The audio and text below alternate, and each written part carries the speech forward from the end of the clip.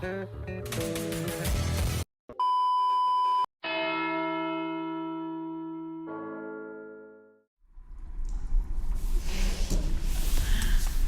chicos, basta ya. Vamos a empezar con la sesión de hoy. Maestro. Okay. Pero antes, nos había dicho que nos iba a contar una historia. Sí, queremos saber dónde vienen nuestros nombres.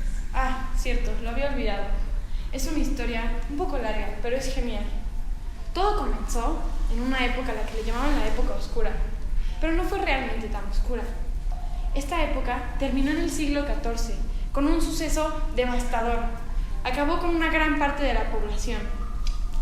Este suceso se llamaba la peste negra.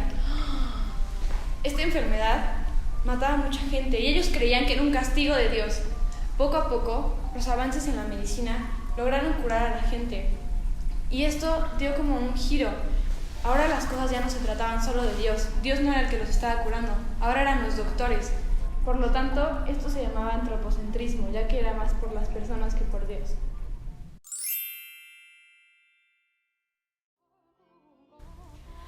Ay, gracias a Dios ya no tengo peste.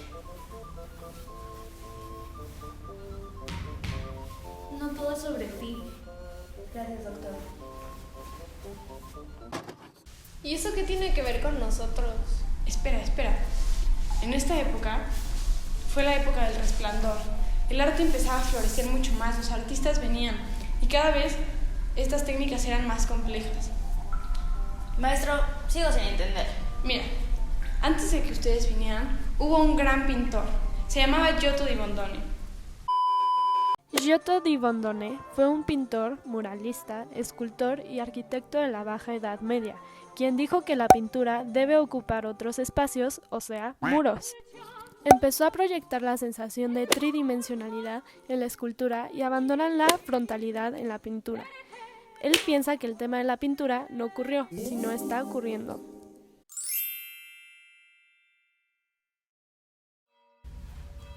María, Dios te ha elegido.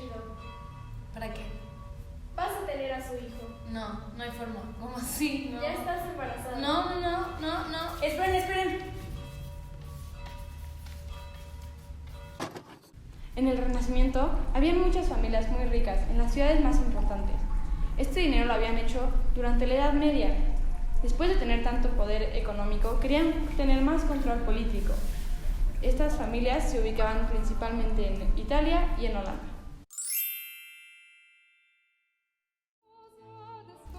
Yo soy Michelle Afelte. ¿Y tú quién eres?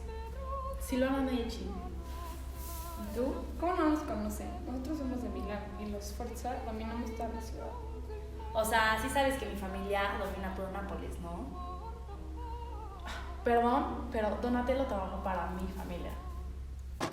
¿Y quiénes son los artistas que llevan nuestros nombres? Espera, les dije que era una historia larga. Muy larga. Pero bueno, en resumen, Galileo Galilei descubrió que la Tierra no era el centro del universo. Johannes Gutenberg inventó la imprenta, con lo que empezó a imprimir la Biblia y le dio acceso a todos. Y más tarde llegó Brunelleschi, quien trajo las ideas del grecolatino y las comenzó a mezclar con sus ideas de la época. Y poco a poco, un fan de Brunelleschi, llamado Macchiato, fue el que inventó la perspectiva y la comenzó a usar en la pintura. ¿Qué no será fan de Giotto? Ay, perdón, tienes razón. ¿Qué haría sin ti?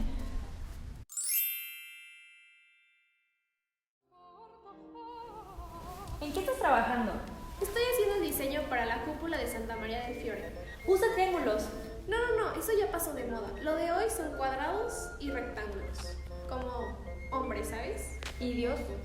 Dios, o sea, no es que lo hayamos olvidado, es un círculo, ¿ves? Redondo. Sí.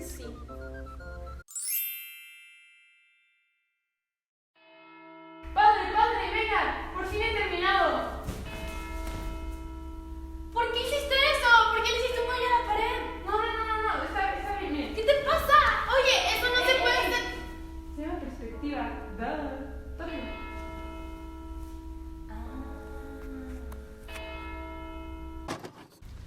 Y ahora sí, lo que esperaban. Es tiempo de hablar de Donatello. Perdón, lo siento. No te preocupes, no tú, el pintor. Donatello hacía uso del contraposto y en sus esculturas narraba la historia. Los artistas renacentistas buscaban por medio de la perspectiva plasmar en su totalidad la imagen que ellos estaban viendo con sus ojos. El truco de la perspectiva es convertir imágenes tridimensionales a bidimensionales, pero manteniendo la profundidad de la imagen. Para lograrlo, el artista segmenta la imagen en diferentes planos que dividen los niveles de profundidad de la imagen. Y poniendo un punto de fuga en su pintura, que da la sensación al espectador que hay un nivel o ilusión de profundidad.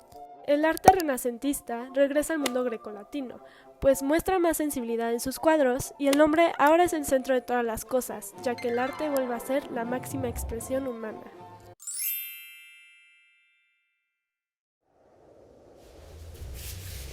Wow, ok.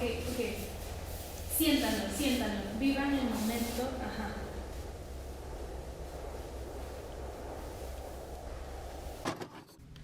¿Sí? Bueno, pero ¿y en Holanda qué pasó? Espera, es que ya casi es hora. Por lo tanto, hoy terminaremos con Sandro Botticelli. Ok, por fin terminé el cuadro de los Zanotti. Pero falta algo.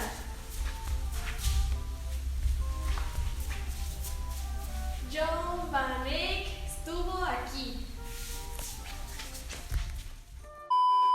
La pintura flamenca o costumbrista fue cuando los pintores empiezan a elaborar sus pinturas con detalles excesivos. Como ejemplo, la pintura llamada El matrimonio Arnolfini, por Jan van Eyck, un pintor innovador y creador del óleo.